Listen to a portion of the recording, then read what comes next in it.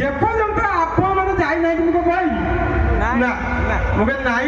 কিছু একটা কইଯିବି। আচ্ছা মতে একটা কথা কহতু আপন মানে ঘরে কি সব কুকুর রଖିছন্তি তো কাহা ঘরে কুকুর নাই এপଟେ কଣ ସବୁ ଯାକ ଛାଡ଼ିବେ ପାରି ମାନେ ମୁଁ କୁକୁର କଥା କାହିଁ କହିଲି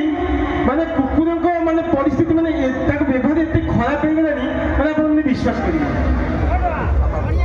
ମାନେ କୁକୁର ମାନଙ୍କ ପରିସ୍ଥିତି ଏତେ ଜଟିଳ ମାନେ ମଣିଷ ମାନଙ୍କୁ ଚିହ୍ନୁନାହାନ୍ତି ତ ଚିହ୍ନୁନାହାନ୍ତି ମଣିଷ ମାନଙ୍କର ଅର୍ଗାନ ବି ଚିହ୍ନି ପାରୁନାହାନ୍ତି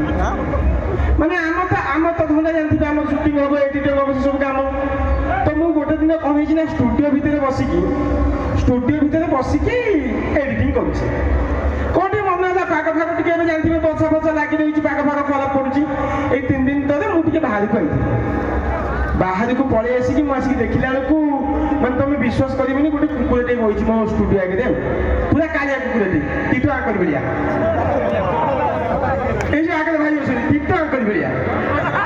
ମାନେ ମୁଁ ଆଜି କଣ ଭାବିବି ଯେହେତୁ ଗୋଟେ କୁକୁରଟେ ମୋ ଷ୍ଟୁଡିଓ ଆଗରେ ବଇଛି ମୁଁ ଭାବି ନାଇଁ କୁକୁରଟା ମାନେ ଭୁକିଲା ଅଛି କଣ ଟିକେ ତାକୁ ଖାଇବାକୁ ଦେଲେ ସେ ତା ପାଖରେ ପଳେଇବ ଏଇଆ ନାଇଁ କଣଟେ ଖାଇବାକୁ ଦେଲେ ସେ ପଳେଇବ ମୁଁ କଣ କଲି ନା ଯେହେତୁ କୁକୁରଟାକୁ ଦେଖିଲି ମୁଁ ତାକୁ କଣ କଲି ଗୋଟେ 5 ଟଙ୍କିଆ ବିସ୍କୁଟ ଆଣିକି ଦେଲି ମନେ ରଖିଥା ବଢିଆ ଜିନିଷଟା 5 ଟଙ୍କିଆ ବିସ୍କୁଟ ଆଣିକି ଦେଲି ମୁଁ କହିଲି କୁକୁରଟା ଖାଇଦେଇକି ପଳେଇବ ଆରେ ଭାଇ ତମେ ବିଶ୍ୱାସ କରିବନି ମାନେ ସେ ବିସ୍କୁଟ ପୁରା ଖାଇଲା ପୁଣି ସେଇଠି ଗାଡ଼ି କରିକି ବସିଲା ଟିଟୋ ଆଙ୍କରି ଭଳିଆ ଟିଟୋ ଆଙ୍କରି ଭଳିଆ ମୁଁ ତାପରେ କଣ ଭାବିବି ନାଇଁ କୁକୁରଟା ମୋତେ ଅଧିକ ଭୋକିଲା ଅଛି ଯେହେତୁ କୁକୁରଟା ଭୋକିଲା ଅଛି ମୋତେ ଆଉ ଟିକେ କଣ ଖାଇବା କରିକି ଦେବାକୁ ପଡ଼ିବ ମୁଁ ପୁରା ପଳେଇବି ଷ୍ଟୁଡିଓ ଭିତରକୁ ଗଲାବେଳକୁ ମୋ ବୋଉ ପଠେଇଥିଲା ଚୁଡ଼ା କଦଳୀ ମାନେ ଚୁଡ଼ା କଦଳୀ ଯେତେବେଳେ ମୋତେ ପଠେଇଥିଲା ମୁଁ କହିଲି ନାଇଁ ତାକୁ ଆଉ ଟିକେ ନେଇ ଦେଇଦେବି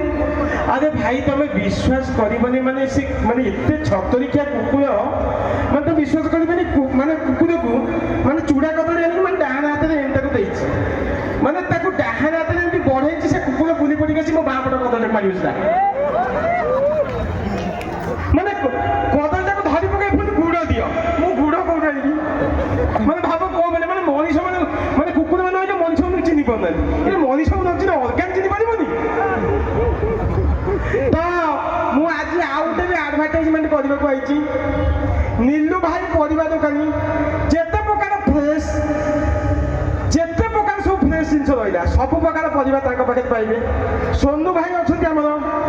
ମୋବାଇଲରେ ତ ମୋବାଇଲ ଉପରେ ଯେତିକ ସବୁ ଜିନିଷ ଦରକାର ଅଛି ସେଗୁଡ଼ା ସବୁ ମୋବାଇଲ ଆଉ ଖାସ କରି ଭୋଳା ଭାଇଙ୍କର ଲସି ବାଣ ଦୋକାନ ତାଙ୍କ ପାଖରୁ ଦିବାଲି ଉପଲକ୍ଷେ ଯେତେ ପ୍ରକାର ବାଣ ନେବା କଥା ନେବ ଏବଂ ମେନ୍ ଲୋକ ରହିଲେ ରଞ୍ଜନ ଭାଇ ଯିଏକି ଏଇ ପେନ୍ଟା ମୋତେ ଦେଇଛନ୍ତି এই পেন্টটা মতো ଦେଇଥିଲି ମୁଁ ଅଧବାଟରୁ ଓହ୍ଲେଇକି ଚେଞ୍ଜ କରିକି ଆଇଲି ନହେଲେ ମୁଁ ଘର ଭିତରୁ ହାଫ୍ ପ୍ୟାଣ୍ଟ ପିନ୍ଧିକି ଆଇଥିଲି ତ ତାଙ୍କର ଫ୍ୟାସନ ଦୋକାନ ଅଛି ଯାହା ଆପଣମାନଙ୍କର ଦରକାର ତାଙ୍କ ପାଖକୁ ଯାଇକି ନେଇଯିବେ ତ ବହୁତ ଧନ୍ୟବାଦ ଲକ୍ଷ୍ମୀ ପୂଜା କମିଟି ମାଛାଖାଇ ମୁଁ ଏଠିକି ଆସିଛି ମୋତେ ବହୁତ ଖୁସି ଲାଗିଲା ଆଜି ପାଇଁ ତ ମୁଁ ବିଦାୟ ନେବାକୁ ଚାହିଁଛି କାହିଁକି ନା ଘର ବହୁତ ଦୂର ବାଟ ମୁଁ କ'ଣ ଭୁଲେଇ ଆସିବ କି ଆସ ଆଉ ନାଚିବା ପରିସ୍ଥିତି ନାହିଁ ଏଠି ମୁଁ 2-3 ଜଣଙ୍କ ଉପରେ ବିରକ୍ତି ପ୍ରକାଶ କଲି ଏଇଥିପାଇଁ ସେମାନଙ୍କ ଘରକୁ କୁଣିଆ କେହି ଯାଆନ୍ତିନି ସେମାନେ ଜାଣନ୍ତିନି ଅତିଥି ଦରକାର ବୋଲି ଗୋଟେ କିଛି ଅଛି ସେମାନେ ଜାଣନ୍ତିନି ତେଣୁକରି ଆଜି ଏଇଭଳି ସମସ୍ୟା ଯୋଗୁଁ ଲୋକଙ୍କ ଭିତରେ ଗୋଟେ କୋଅଣ୍ଡରଷ୍ଟାଣ୍ଡ ରହିପାରୁନି ଯାହାଦ୍ୱାରା କି ଗଣ୍ଡଗୋଳ ଉପୁଜୁଛି ଯାହାହେଲେ ସିଏ ଜଣେ କଳାକାର ସିଏ ଆମର ଏ ମଞ୍ଚର ଅତିଥି ତାଙ୍କୁ ଅସମ୍ମାନ ହେଲେ ଆମକୁ କଷ୍ଟ ହେବ ଯେଉଁମାନଙ୍କ ଘରକୁ କୁଣିଆ ନ ଆସୁଥିବ ସେ ଏଇଭଳି ଗେଷ୍ଟମାନଙ୍କୁ ଆକ୍ଷେପ କରି କହିବା ପାଇଁ ବାଧ୍ୟ ହେବ ପ୍ରଭୁ ଭାଇ ଯେତିକି ସମୟ ମୋତେ ଦେଇଛ କି ଏ ଅନୁଷ୍ଠାନ ପାଇଁ ଦେଇଛ ଅନୁଷ୍ଠାନ ଆପଣଙ୍କ ପାଖରେ ଚିର କୃତଜ୍ଞ ଆସୁଛନ୍ତି ଗୋଟେ ଜୟ ଶ୍ରୀରାମ ଜୋର କି ହେଇଯାଉ